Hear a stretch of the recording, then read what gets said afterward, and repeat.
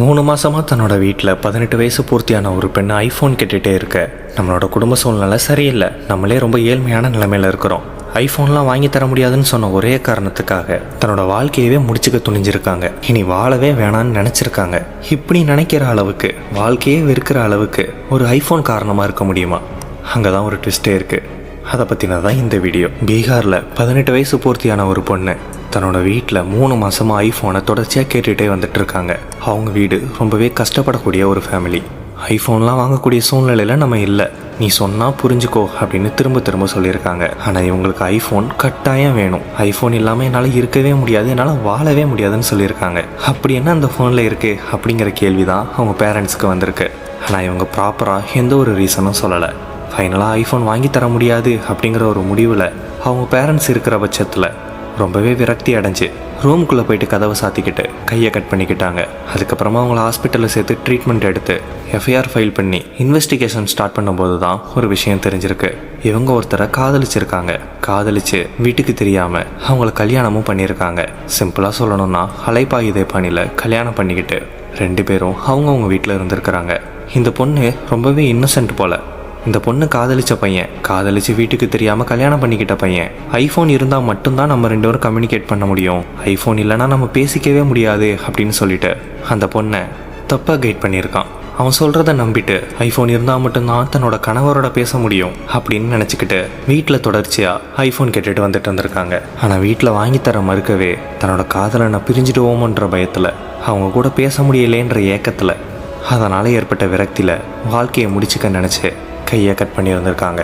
இந்த ஒரு இன்சிடெண்ட் நிறைய பேருக்கு ரொம்பவே ஷாக்கிங்காக இருக்குது. இனி வாழவே வேண்டாம், சாகலான்னு முடிவுக்கு போன ஒருத்தவங்க வெறும் ஐஃபோன் மட்டும் கேட்டு டார்ச்சர் பண்ணாமல், நான் இப்படிலாம் பண்ணேன், எனக்கு கல்யாணம் ஆயிடுச்சு, அவனோட பேசணுன்னா எனக்கு ஐஃபோன் வேணும், அவன் அப்படி தான் என்கிட்ட சொன்னான், அவன்கிட்ட பேசுறதுக்காண்டி தான் எனக்கு இந்த ஐஃபோன் வேணுன்றதை வீட்டில் சொல்லியிருந்தா, அதுக்கப்புறம் வரக்கூடிய பிரச்சனையை ஃபேஸ் பண்ணியிருந்தா, யாரோட பேசணும்னு நினச்சி வீட்டில் ஃபைட் பண்ணாங்களோ, ஒருவேளை அவன் கூடயே சேர்ந்து வாழ்ந்துருந்துருக்கலாம். ஐஃபோன் இருந்தால் மட்டும்தான் நம்ம பேச முடியும்னு சொன்ன அந்த பையன் நல்லவனா கெட்டவனான்றதை விசாரித்து இந்த பொண்ணுக்கு புரிய வச்சு அவங்களோட வாழ்க்கையை காப்பாற்றிருந்துருக்கலாம். 18 வயசு பூர்த்தி ஆனதுக்கப்புறம் உங்களோட வாழ்க்கையை பற்றி நீங்கள் முடிவெடுக்கிறதுல எந்த தப்பும் கிடையாது. அதை பேரண்ட்ஸ்கிட்ட கண்டிப்பாக சொல்லிட்டு தான் செய்யணுமா அப்படின்னு கேட்டால் அதுவும் கட்டாயம் கிடையாது. ஆனால் 18 வயசு ஆனதுக்கப்புறமே எல்லா வித மெச்சூரிட்டியும் வந்துடாது. வாழ்க்கை நமக்கு பல பாடங்களை கற்றுத்தரும். அதை எல்லாத்தையும் தாண்டி தான் நம்ம வீட்டில் உள்ள பேரண்ட்ஸ் வந்திருப்பாங்க. நீங்கள் ஆசைப்படக்கூடிய ஒரு விஷயம் அது உண்மையாக இருந்தால், அதில் ஒரு நேர்மை இருந்துச்சுன்னா, நீங்கள் பண்ணுறது 100க்கு 100% சரின்னு உங்களுக்கு பட்டுச்சுன்னா, இது பண்ணுறது மூலமாக என்னோடய வாழ்க்கை சந்தோஷமாகவும் நீங்கள் நினச்சிங்கன்னா, அது ஐஃபோன் வாங்குறதுலேருந்து கல்யாணம் பண்ணுற வரை எதுவாக இருந்தாலும் சரி, உங்களுக்கு அது சந்தோஷத்தை கொடுக்கணும் 100% நம்பினீங்கன்னா, உங்களோட வாழ்க்கைக்கு அது நல்லதாக இருக்குன்னு நினச்சிங்கன்னா, தைரியமாக உங்கள் பேரண்ட்ஸ்கிட்ட சொல்லுங்கள். அவங்க சண்டைக்கே வந்தாலும் ஃபேஸ் பண்ணுங்கள். அவங்க சொல்கிற அட்வைஸ் எல்லாம் உள்வாங்குங்க. அது தப்பாக இருக்கா சரியாக இருக்கான்னு அனலைசிஸ் பண்ணுங்கள். அதுக்கப்புறம் உங்களோட பாயிண்ட்டை சொல்லி கன்வின்ஸ் பண்ணுங்கள். இதுதான் ப்ராசஸே தவிர, நினச்சது நடக்கலை, ஆசைப்பட்டது கிடைக்கல அப்படிங்கிறதுக்காக உண்மை எல்லாத்தையும் மறைச்சிட்டு விரக்தி அடைஞ்சு வாழ்க்கையை முடிச்சுக்கிறதுல எந்த பயனும் இல்லை. வாழ போகிறது ஒரே ஒரு வாழ்க்கை தான். அதனால் எந்த ஒரு சூழ்நிலையிலையும் வாழ்க்கையை முடிச்சுக்கணும்னு நினைக்கிறதுக்கு பதிலாக நல்லா வாழ்கிறதுக்கு என்ன ஆப்ஷன் இருக்குங்கிறத சூஸ் பண்ணி அந்த பக்கம் போகலாம்.